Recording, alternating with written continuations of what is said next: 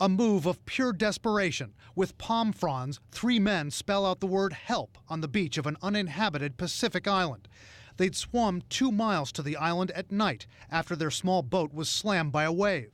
The men had been on the island 3 days when the crew of a Navy P-8 Poseidon plane, coordinating with the U.S. Coast Guard, spotted them. They're really difficult to find. They're very difficult to see, especially from the air. So anytime we're successful, we find folks, it's absolutely ecstatic. Anybody? It was right out of the Hollywood classic Castaway. New details tonight from the Coast Guard on the dramatic rescue. After the men were reported missing on Tuesday of last week by their families on the Micronesian island of Pulap, the Coast Guard moved quickly, contacting merchant vessels in the area.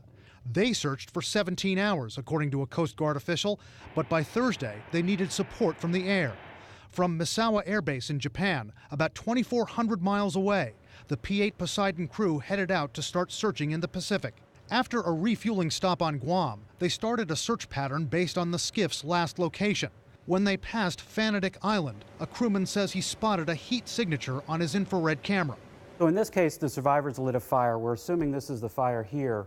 And in that case, once the fire is lit on the beach, the infrared equipment on board the aircraft will see that from a long way off because it's noticing the heat difference between the beach and the water and the survivors. The heat signatures vectored the Navy plane closer to Fanatic Island. That's when the crew saw the help sign and spotted the men waving their life jackets.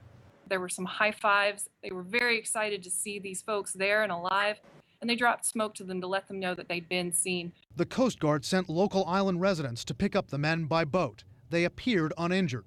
How would they have survived? What would they eat or drink? So at best, they would have gotten on the island, maybe found drinking water, coconuts. Coconuts have a lot of liquid in them that you can stay alive in.